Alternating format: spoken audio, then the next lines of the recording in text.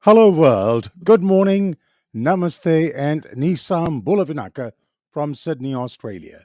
I am Sashi Singh, the host of Sashi Singh's Talking Point, and I welcome you to episode 56. As always, I request that today, as we go right around the world by the wonders of Facebook Live and YouTube, that you please share the SSTP page on your own timelines so that we may share today's program with as many interested people as possible.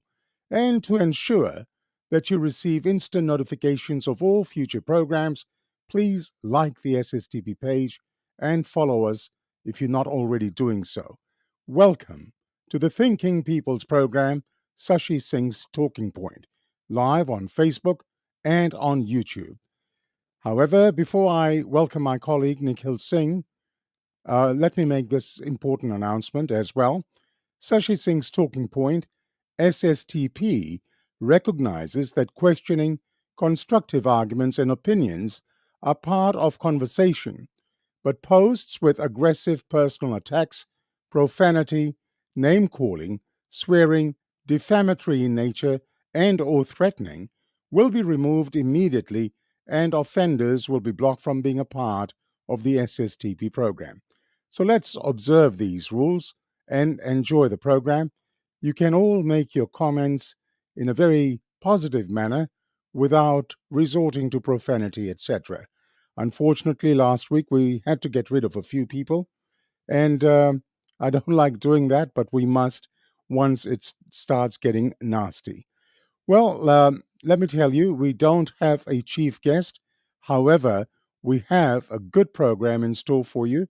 And at this juncture, I'd like to welcome my colleague, Nikhil Singh. Nikhil, good morning. Welcome to SSTP, episode 56. Good morning, Sashi, and hello to all the viewers. Well, we don't have a chief guest. We're coming to that part of the festive season. People have commitments. However, the good news, Nikhil, is that next week, I believe we have a guest, as I said last week, a guest who can walk the walk, talk the talk, and I think it's going to make for a very engaging discussion. And our guest is, of course, none other than Mr. Charanjit Singh, the Minister for Multi-Ethnic Affairs and the Minister for Sugar. What do you think of our guest next week? Well, I think Mr. Charanjit Singh certainly doesn't mince his words, so it should be a very exciting program next week. Sashi, I certainly am looking forward to it. At this juncture, I'd like to say to our viewers, if you have topics that you feel affects you in Fiji, or what are the bigger issues in Fiji that we should be talking about, please put them in your comments. I welcome Rakesh and Saras Prasad. Pavan Singh, that's from the Kundan Singh Empire, is watching. Pavan, welcome to the show. I hope you can organize some of your PEP members in the new year for me. Nitya Reddy is watching. Roland Lilo, welcome, bro, from Way Heavy. And we'll keep doing the show. So, yes, indeed. So, as I said, in the absence of a chief guest, Nikhil, let us, as always, begin with your segment of the events making the news headlines in Fiji this last week. However, we'll talk of your segment and then we'll explore that a bit more in depth. So, as I said, I'd like to invite our viewers to send their comments about things that bother them in today's Fiji. As we head towards Christmas, do you find you are struggling to stretch that dollar? I'm talking about the cost of living. So let us hear from you on any other subject. Nikhil, let's begin. Former Prime Minister Boringham Bainimarama's son Meli Bainimarama is to spend Christmas behind bars. What do you have for us on this front? Sashi, the Sydney Morning Herald has reported that Melim Bainimarama has pleaded not guilty to a string of domestic violence offences, including intentionally choking without consent and assault occasioning actual bodily harm. Melim Bainimarama is separately defending a raft of other domestic violence charges in which police allege he choked a woman, bit her on the face and body, hit her across the ear, and sent an intimate video he recorded without consent. A hearing for those charges were left part heard in the Parramatta Local Court in June and adjourned until April next year. Now, the Herald can reveal that while he was on bail for those charges, Bainimarama was arrested at a Guildford home on the 4th of December and separately charged with intentionally choking a person without consent, assault occasioning actual bodily harm, and property damage. Bainimarama appeared briefly at the Parramatta Local Court last week and he pleaded not guilty to the first charges. His lawyer did not apply for bail and bail was formally refused. Sashi? Well, let me tell you, in Australian courts, you don't get to have those charges removed, particularly in family violence matters. Once a complaint is lodged, it's with the prosecution, it's in the hands of the police, and there's no withdrawal. And this matter is going to be determined by the courts, as you said, in April next year. And it'll be very interesting to see what justice is meted out. Nikhil, on that subject of domestic violence, let's discuss that in a little detail. Domestic violence is a pattern of abusive behavior in any relationship that is used by one partner to gain or maintain power and control over another intimate partner. Why don't you perhaps categorize the types of violence that we're talking about? Well, Sashi, by looking more closely at the nature of acts of violence, they can be divided into four specific types of violence, these being physical, sexual violence, psychological violence, and neglect. And Sashi, in your line of work, I'm sure you have come across many cases of domestic violence. Well, I sure have. And briefly, just to share some of my clients' experiences, family violence or domestic violence victims I've represented are both men and women. It might come as a surprise when I say that some men have also been victims of domestic violence. I've had some really terrible cases that I've dealt with where victims have been battered and badly treated by their partners. There have been cases, one particular case, a client of mine was made to sleep in the garage and had to endure a lot of suffering as a result of that. Partner had seized the passport, partner had control of bank accounts. So it was not only physical control, it was also control of the mind, manipulation, a whole lot of other things that mentally scarred the client. And these things all end up in court. There are certain instances where domestic violence particularly happens in migrant communities, and the perpetrator knows that if he or she can inflict this violence and the victim leaves the relationship, the idea is that they won't get permanent residence. But the beauty of it is that the immigration laws of this country recognizes that domestic violence, family violence, does not um, disallow you from getting a permanent residence. If you can meet that threshold test of whether you're a victim of domestic violence, the Department of Home Affairs will certainly consider your application. And we've had many, many victories with the department or even with the tribunal. So those are issues that happens in reality. Now, as I said, each of those stories, it's a heart wrenching story, and it's absolutely sad. Sashi, let me ask you, who is most vulnerable to violence? Good question. Most of it, I mean, immediately, the first group that come to mind is women. They are most vulnerable, either in a marital situation or in a live-in relationship, even if it's a boyfriend-girlfriend relationship. Then the other group, Nikhil, that I found is people with children, particularly young women with young children. Uh, Children themselves are victims in a big way, and figures released by the Office of the DPP just yesterday at the Attorney General's conference um, has shared some horrendous figures. And of that, the portion that's attributed to young children is absolutely shocking to read. So, again, young children, young people, you'd be surprised, older people, they are also susceptible to family violence. Pregnant women, people with disability and impairment, and the other one is people with mental illness. These are all people in vulnerable groups, and we've dealt with a lot of these cases, and they're recognized as vulnerable people. Sashi, you started your list with women. What makes a woman vulnerable? Well, first and foremost, a point that has to be made: women are not born vulnerable. That's the most important point. They are not born vulnerable. It's the systematic lack of respect for women's human rights and its intersection with other factors, such as violence, discrimination, or marginalization. These things place women in complex situations or complex situations of vulnerability.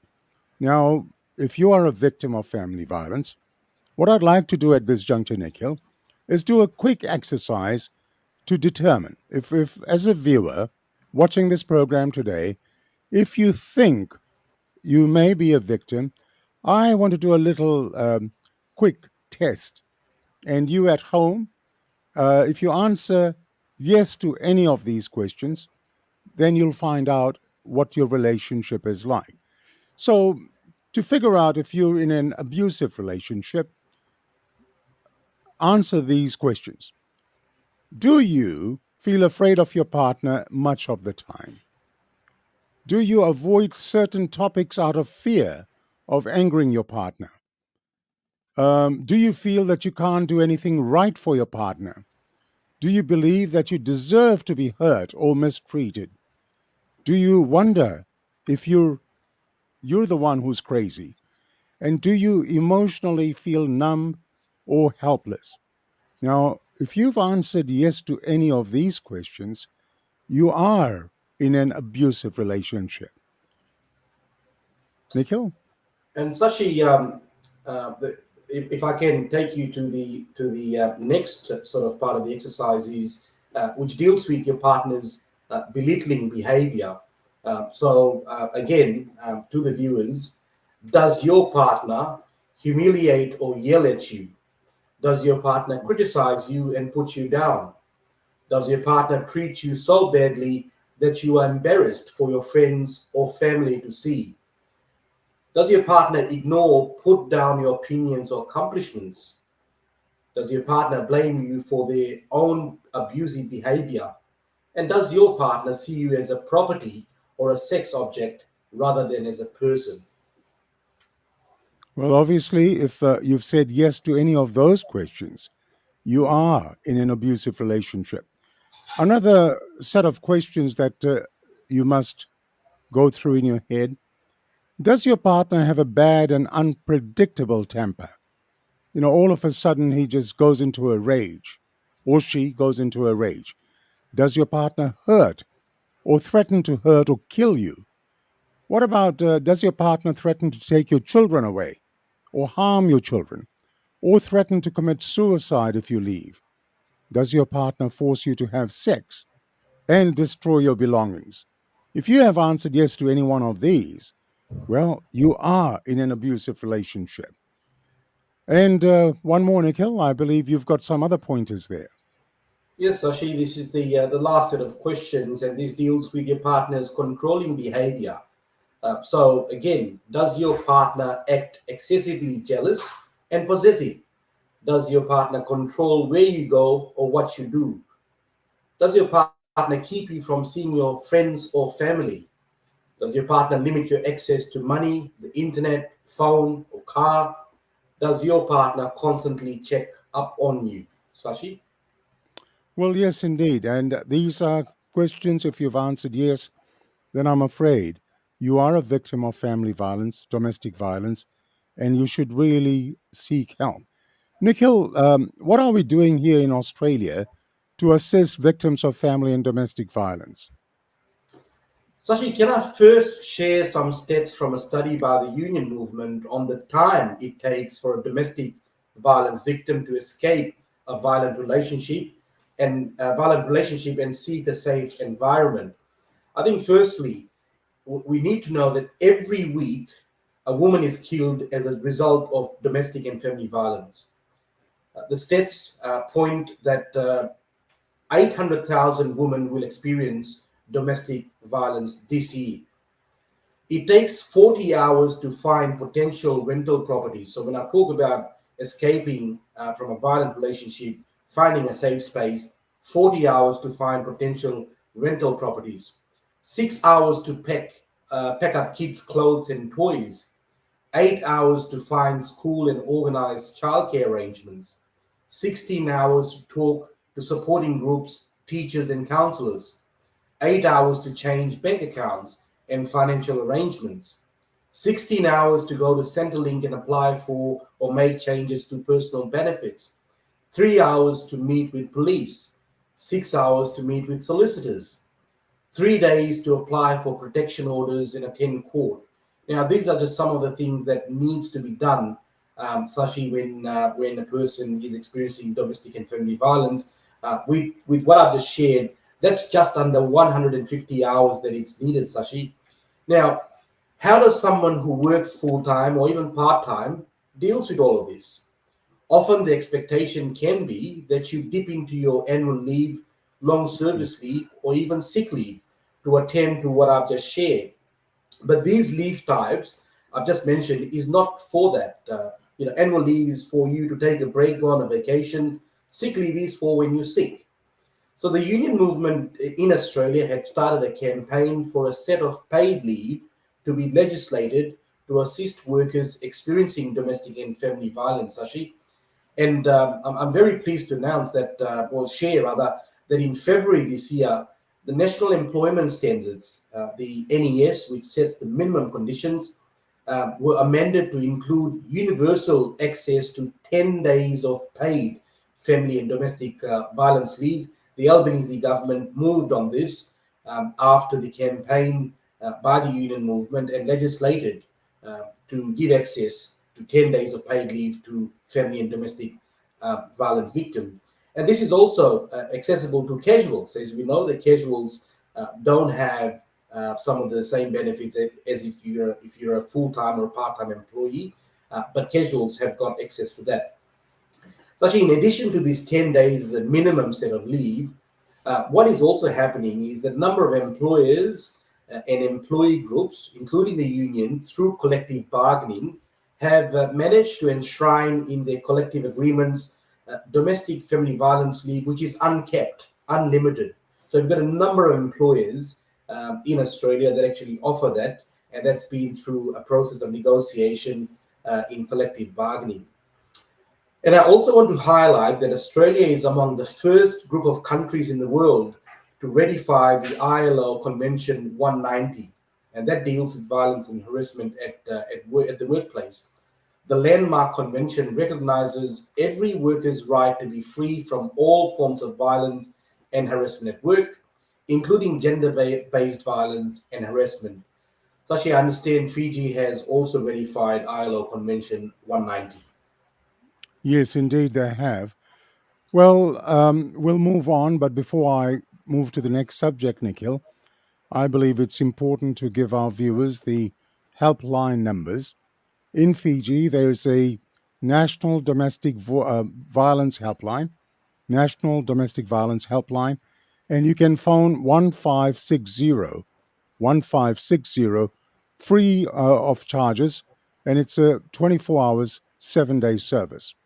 In Australia, you can phone 1 800 RESPECT or 1 800 737 732, and that service is also available 24 hours a day, 7 days a week. Men who suffer from domestic violence in Australia can call the Man's Referral Service. Phone number 1300 766 491. 1300 766 491. That's for men. Well, viewers, I hope this little piece on domestic violence was of some assistance to anyone who is suffering from such deplorable abuse. I certainly hope it helps. And if you are one of those victims, don't suffer in silence. Speak up. Raise your hand. Someone will be there to assist you. Nikhil, before we move on, I just wanted to touch on comments that's been coming in. Neeraj Mudliar raises some questions in relation to our guest next week. Mr. Mudliar, I suggest you send those questions via messenger to me and any other questions, and I will pose that to Mr. Charanjit Singh. So please feel free to do that, and we will put that to him. Gopal Naidu is watching. Thank you, Gopal. Certainly nice to have you along. You are watching Sashi Singh's Talking Point with Nikhil Singh and yours truly. Next week, as I said, we have a chief guest, the Honorable Charanjit Singh, the Minister for Sugar, Multi-Ethnic Affairs, will be joining us for sure. Please like and follow the SSTP page, and certainly hope today you are relaxed and just listening to Nikhil and me. Well, Nikhil, change of subject. Deputy Prime Minister and Minister for Finance, Strategic Planning, National Development and Statistics, Biman Prasad says sustainable growth is expected in Fiji. What do you have to report on this one? So she have picked this from Fiji Live, and what Professor Biman Prasad has said is that Fiji's economy is on a path to full recovery, and growth is expected to be sustainable after a strong 20% growth last year and a further 8.2% projected for this year. He highlighted this in his meeting with his Australian counterpart, Katie Gallagher, and Australia's Foreign Affairs Minister, Senator Penny Wong in Canberra last week. Professor Prasad said the tourism industry has rebounded very strongly, with visitor arrivals returning to 2019 levels. He said the fiscal consolidation is at the heart of the medium-term fiscal strategy by the coalition government, supported by revenue reforms and complemented by a major restraint on overall public expenditures, including reprioritization of fiscal resources to better achieve our socio-economic and other development goals. Sashi, and he certainly touched on this at an event in Sydney last week. You mentioned the 8.2% increase in growth. He mentioned that at the cocktail at the Fullerton Hotel on Thursday night, which we attended. As I said, you were one of the guests. Your thoughts on the function? Sashi, I found that function to be quite engaging and interactive with government officials, and the fact that these officials actually took time in having discussions with the guests. I certainly found that to be quite useful, informative, particularly learning and hearing about the work that is being done on the ground, the barriers, the hurdles that is being faced, and no secret about the challenges after the current government inherited what was termed at this function a financial mess. So I found the event quite useful, Sashi. I endorse that. It was nice to see how the Deputy Prime Minister, Professor Prasad, Minister Ditoko, and Permanent Secretary Shuri Gounder move and meet people. And as you said, they actually got engaged in discussions. I found the mood at the function quite vibrant, and the cross section of the people there reminded me of the Fiji of old, sort of multicultural representation. Any other final thoughts on the function before we move on? I think, look, any opportunity for further sort of engagement at that level would be most welcome. It gives us an insight right from the horse's mouth, if you like, first-hand information. So again, it was a great event. Well, a big thank you goes to His Excellency, the High Commissioner of Fiji to Australia, Ajay Bhai Amrit, for the invitation. Since his arrival, there is a buzz in town that things have started happening. The High Commissioner's engagement with the Fijian community is something that we look forward to. And once again, His Excellency, thank you very much for the invitation. All right, Nikhil, let us look at another one of the major issues that many in Fiji face on a daily basis, which is the cost of living. As we head towards Christmas, it is not all good news in Fiji. There's another price rise on the horizon. What is it this time?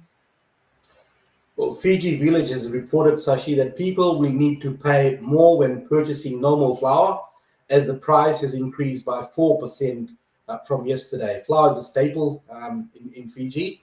This has been determined by the Fijian Competition and Consumer Commission after reviewing the wheat prices for the second quarter of 2023, revealing rising costs in production. So, Sashi, a 10 kg normal flour will increase by 68 cents and will cost $17.52. A 5 kg pack will increase by 34 cents and the new price will be $8.86. A 4 kg pack will increase by 27 cents, while a 2 kg pack will now cost $3.57 and a 1 kg pack will cost $1.81. The FCCC says the wheat product refers to raw materials which are milled and manufactured locally for the production of flour and sharp. Therefore, the price increase is attributed to the increase in milling and production costs for the period, Sashi. Yeah, well, with high energy costs, the cost of production obviously goes up. But you've got to feel for the people, those people on the bottom bracket struggling to make ends meet. Not a good time to put this up. Uh, could have perhaps waited for the new year. Um, it's a shocking state of affairs with other things that you factor in Fiji. One important thing is people should go back to the old days where most of us who grew up in Fiji, we used to plant our own veggies, we used to plant a number of things, and that was sort of sustainable in every household. Did you plant anything yourself? I certainly got a veggie patch at home, Sashi, and it does make a difference. I mean, if I could use the example of, the price of chilies here in Sydney, it can range Mm. from anywhere between, 25, 30, $40 a kg. Um, that's something that I never buy because I've got an abundance of supply from my garden at home, and certainly some of the other vegetables that we plant at home. So I think that is quite important. That's how you can save money. um, uh, Back home, my dad still does his gardening and gets a good amount of produce from home without having to go and rely on the supplies, the market, and so forth. But of course, I've got a veggie patch at home, Sashi. So do I. Not that I'm the one responsible for that. There are others who are very keen gardeners, and we have our own uh, little patch of taro leaves. We've got our choraya bhaji happening. We've got cabbages, chilies, of course. This year we planted some cucumbers, and they've already started maturing, and a number of other things, including chilies, as you say. So, these are some things that people can do at home to save money during these very, very hard times. All right, let's move on. As you know, last week we spoke about the situation at the University of the South Pacific and about Vice Chancellor President Professor Paul Aluwalia. Now, I understand the Fiji Labour Party has made a statement on this as well. What has Mahendra Chaudhry and the Fiji Labour Party said? So actually, the FLP says the vice chancellor should be based at USB headquarters in Suva. The statement on this from the FLP reads, and I quote: "The USB Council must act responsibly and expeditiously to resolve the current controversy over the relocation of the Vice Chancellor, Professor Pala Luwalia, to Suva and pay increased claims of the USB staff unions." We noted this with our guest Elizabeth Fong, Sashi. The FLP goes on to say that as Fiji's premier tertiary institution, the USP has been through a prolonged period of instability since Professor Aluwalia was unlawfully removed from Fiji in February 2021 by the Bainimarama government. He fought and won a valiant battle against his and his wife's deportation, and is back at the helm. There are compelling reasons why the people expect the VC to return to Suva to take charge, and a decision is needed now, well before the start of the next academic year. The FLP says the USP Council should also take the matter of the union's log of claims more seriously than it has so far demonstrated, Sashi. Well, let me tell you about last week's program, and then there was a release from the USB Council. Last week's program was quite well received. I received a few phone calls from USB staff and even from people outside of campus who were somewhat shocked to hear of the revelations, if you could call it that. I guess for now, Professor Aluwalia will remain in Samoa. The University of the South Pacific Council has issued a statement this week to douse recent criticism of the reappointment of Vice Chancellor Professor Paul Aluwalia, his living arrangements, and the allowances he collects each time he travels to Fiji from Samoa. It said Professor Paul Aluwalia would continue to be based in Samoa, where the university provides him and his family a house. USB Council Acting Pro Chancellor and Chairman, Professor Pat Walsh, said the arrangement was not of Professor Aluwalia's choosing, nor was it one that would be resolved overnight. He said, and I quote, "The matter of the Vice Chancellor's residential location for the rest of his current term, as well as his new contract, is being negotiated between the USB Council and the member countries concerned and will be dealt with as soon as possible. In the meantime, please be rest assured that all travel expenses, including per diems, incurred by the Vice Chancellor, is within his council-approved entitlements, irrespective of where he lives. It is expected that the role will entail extensive travel across the region and beyond. Please also note that the Vice Chancellor does not have any involvement in determining his per diem rate or travel entitlements, as this is set by the USB Council." This was from Professor Pat Walsh. As you know, Professor Aluwalia was recently reappointed to the position for a further 2 years from the end of August to the end of August 2024. Well, I guess, Nikhil, we just have to wait and see. But I have this one lingering question, Nikhil. Just been wondering all week, why is there a per diem for Denarau? Any thoughts on that? Well, Sashi, the cheeky side of me will say that I think cocktails and lobsters are always nice at dinner hour. All right, let's not be cheeky. Okay, someone's telling me have a zip, Sashi. Yes, Jeff Khan. Um, I don't know what's bugged you, but this is my show. Um, Go and get your own show. Um, let's continue. Now, another very interesting thing, Nikhil. Ever since the media decree was thrown into the dustbin of irrelevancy, some of us have been waiting for the mainstream media to come to the forefront in Fiji and ask the hard questions, question the government on any number of things. Now, one of the big worries I have is the concept of the rule of law. It now seems that in Fiji, they can do things differently. I just wonder as to why the Fiji mainstream media does not report on these things. Now, before I steal your thunder, I believe a former prime minister has spoken out on this issue of the rule of law. What do you have for us on this issue?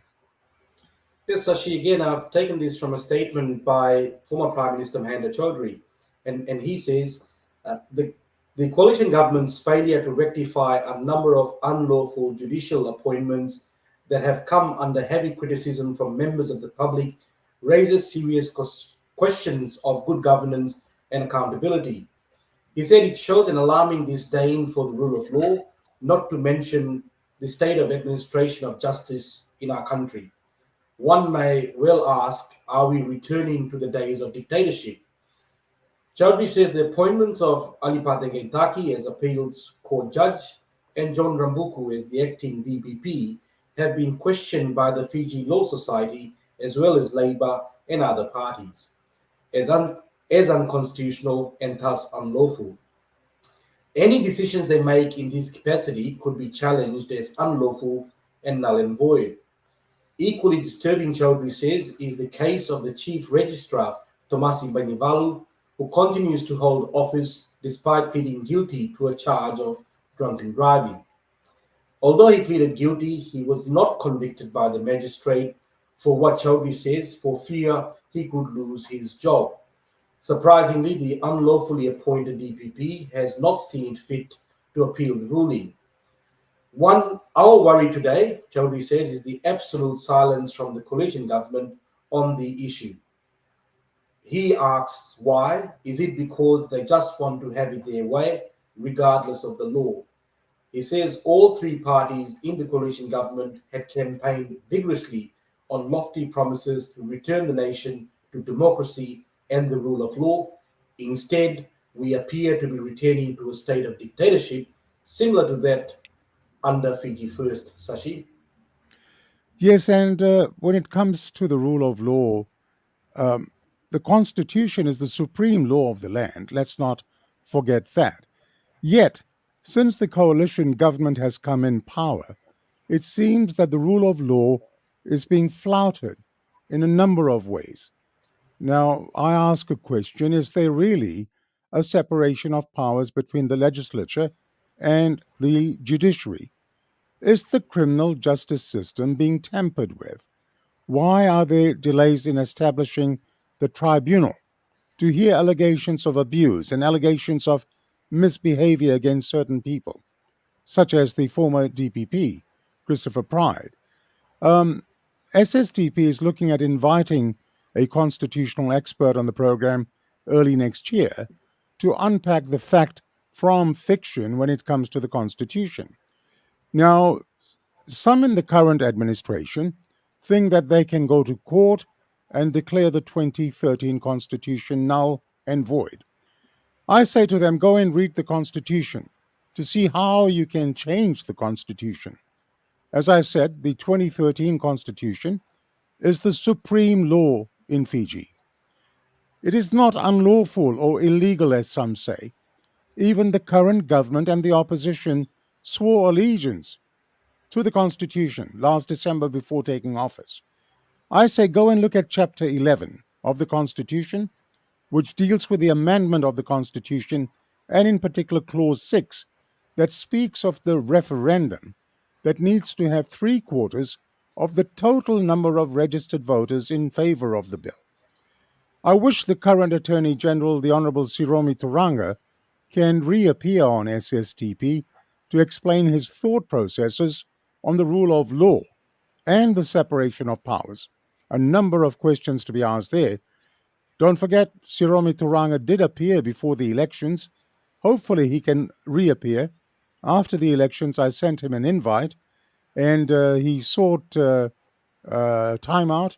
He said he needed a good 6 months to get to his position. So, Siromi Turanga, Honorable Minister, Attorney General, I invite you to come and speak to us early in the new year so we can find out a lot about the separation of powers, what your plans are as far as the rule of law is concerned. And as the Attorney General of Fiji, you, above anybody else, will be the best person to tell us what your thoughts are. So that is an open invitation to you.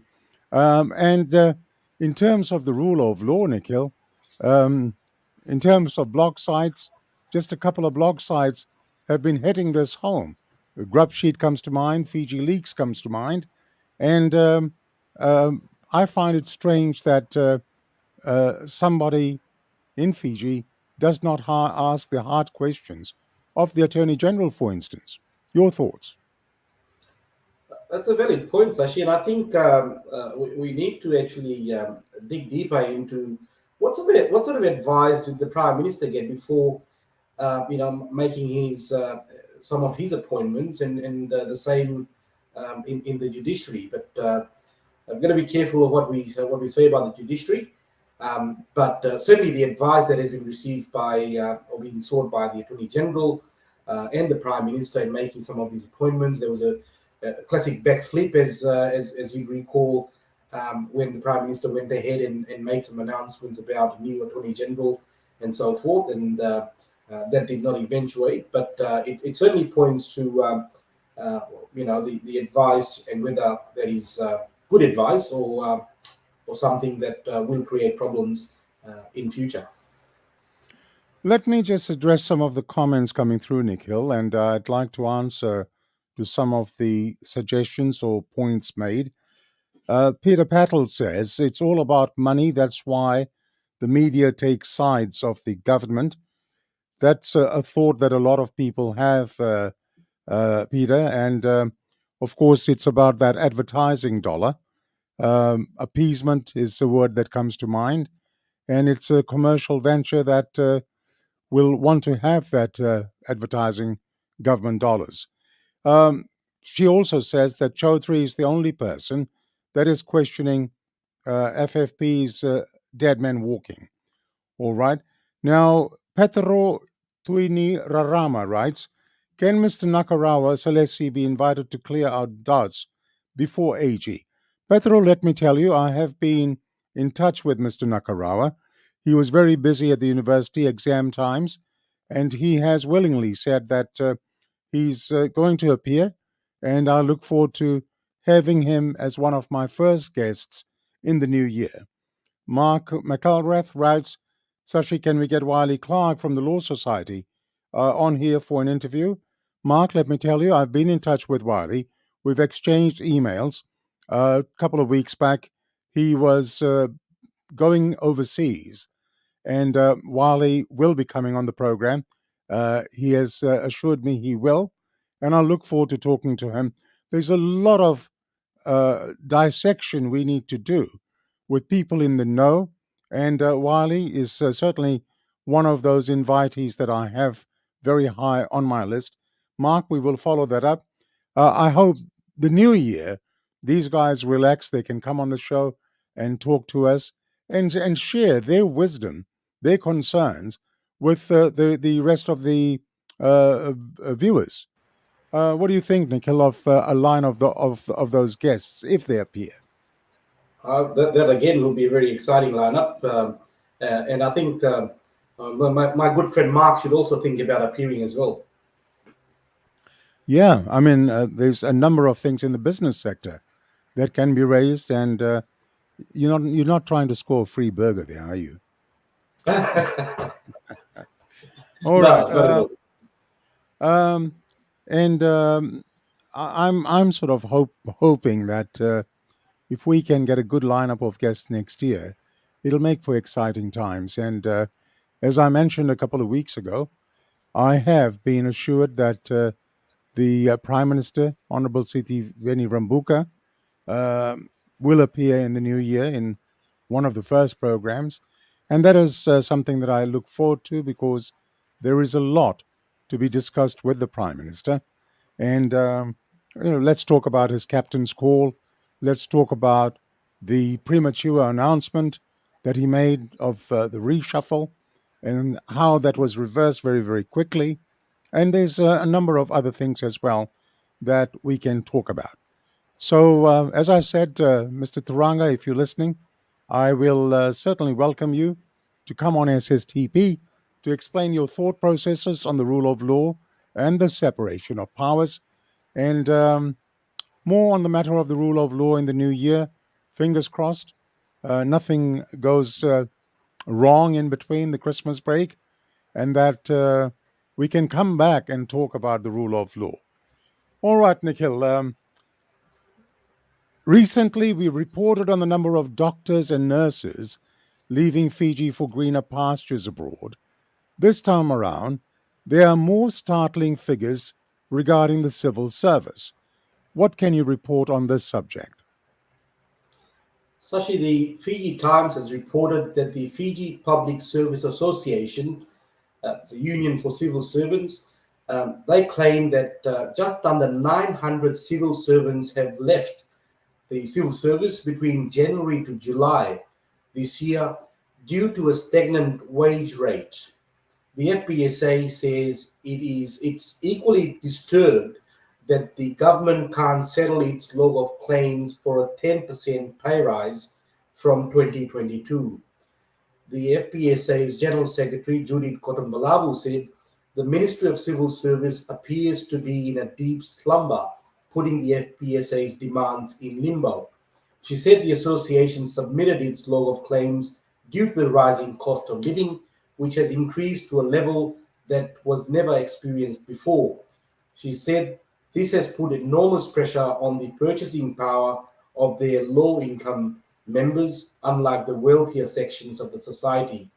Cotton Malabu said the delay in the settlement of the association's log of claims is a bad reflection on the government, whose machineries and apparatus are involved in resolving pay disputes. Now, in response, the Permanent Secretary for Public Service, Parmesh Chand, he said yesterday that they were in active discussions with the FPSA on modernizing their collective agreement, Sashi. Very, very interesting indeed. And it's a bit of a concern, the brain drain part of it.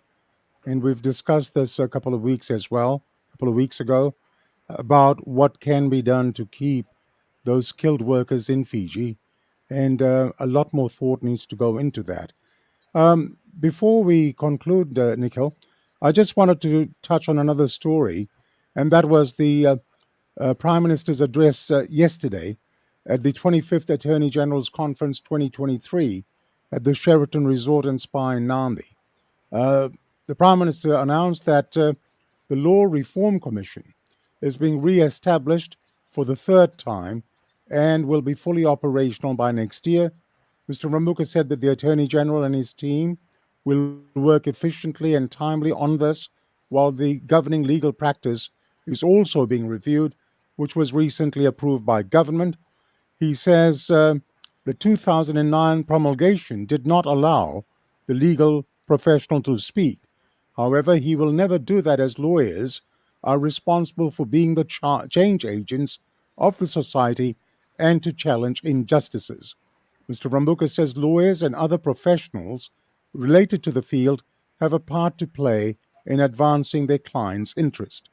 He says lawyers are the custodians of justice in the virtual world and are responsible for the protection of individuals and must extend away beyond the courtroom battle, and their skills as legal practitioners become invaluable tools in the plight against digital deception. Mr. Rambuka says lawyers must also understand and address challenges on the sensitivity of alarming sexual offenses in today's world, especially for those against women, girls, and children, something that we've touched on this morning. He says he's glad to see the Fiji Law Society has also been reconvened, and lawyers again have a choice as to which conference they want to attend. So the reformation of the Law Reform Commission, that's a good news, Nikhil. That is good news indeed for the legal fraternity and for Fiji generally as well. Certainly is, Sashi. I mean, I think things changed significantly. I think for the worse when the Fiji first government took office, and we can see some of those being fixed. So it's certainly encouraging to see that there's a move now afoot to re-establish the commission. All right, and more from the comment. There was a comment from Nitya Reddy earlier on, and Mr. Reddy wrote, and this is regarding Grub Sheet. Mr. Reddy wrote, Grub Sheet is predicting some deep divisions in the Fijian army and the likelihood of it boiling over when PM Rambuka is accorded a welcome at the Nambua barracks tomorrow. Then we've now received a response to that from Grub Sheet, and if I can just scroll down, Grub Sheet writes, Nithya Reddy, I am not predicting anything. I'm reporting what I'm being told by multiple sources. Well, Nikhil, the Preem visits the barracks, I think, on Monday. That's tomorrow. And if what Graham Davis reports through his sources, um, we're in for some nasty surprises. Let's keep our fingers crossed that everything is all good at the barracks in Nambua, and then things will all work hard better. Anything else, Nikhil? Because I'm just waiting. Something else is being put on the comments page, and if I can see it, I'll put it on very quickly. I'll share that. Anyway, Nikhil, in the absence of the chief guest, we've had a little Talanoa session for the best part of the hour. And any other comments that you'd like to make? Well, Sashi, I think all I want to add is all eyes will be on the Cape Town Sevens this evening when Fiji takes on France in the quarterfinals. I understand the game will be at 9:40 p.m. Fiji time, which is 8:40 our time in Sydney. Now, let's not forget that Fiji lost in the pool match against France. They've got an opportunity for revenge, if you like. It'll be great to see Fiji progressing to the semis, the finals, and winning the tournament in Cape Town, Sashi. Well, fingers crossed. They deserve a win. That's for sure. They have been there in the semis, and let's keep our fingers crossed. Well, Nikhil Singh, in the absence of a chief guest, I thank you again for stepping in and discussing some very important matters with me today. You have a wonderful Sunday, a blessed Sunday. I shall see you next Sunday when our chief guest will be none other than the Minister for Sugar and Multi Ethnic Affairs, Mr. Charanjit Singh. And of course, we look forward to our little get together tomorrow with our couple of guests that we have. And I hope you're looking forward to that as well. Certainly am, Sashi, tomorrow and also next Sunday. As I mentioned, that I think it's going to be a really good program with Minister Charanjit Singh appearing. So, as I said, he doesn't mince his words and he just tells it like it is. So, looking forward to both tomorrow and Sunday. All right, mate. All the very best. Have a blessed Sunday. I shall see you soon. Take care now. God bless. Well, SSTP, we ask the question that Fijians all over the world want answers to. As I say, Fijians want to know. That's it for episode 56. To my SSTP team, thank you for today's episode. I also thank our viewers in the absence of a chief guest. Thanks for supporting us. Thanks for being there. And thanks for your input as well. And as I said, next Sunday, 17th December, our chief guest will be the Minister for Multi-Ethnic Affairs and Sugar Industry, the Honorable Charanjit Singh. Mr. Singh has confirmed his appearance and he will appear next Sunday. And that is going to make a captivating interview, I'm sure. He's a very successful businessman. He is the minister in charge of the sugar industry. And recently, he's come under scrutiny from FICAC as well. I cannot wait for that interview next week. I certainly hope you can join me then. So until the next episode, I wish you all a safe and happy week. In closing, I'll leave you with this quote on the subject of Constitution by Bhimrao Ramji Ambedkar, who writes, Constitution is not a mere lawyer's document. It is a vehicle of life, and its spirit is always the spirit of age. Constitution is not a mere lawyer's document. It is a vehicle of life, and its spirit is always the spirit of age. That quote from Bhimrao Ramji Ambedkar. Till the next program, I am Sashi Singh, bidding you goodbye, namaste, and ni samore.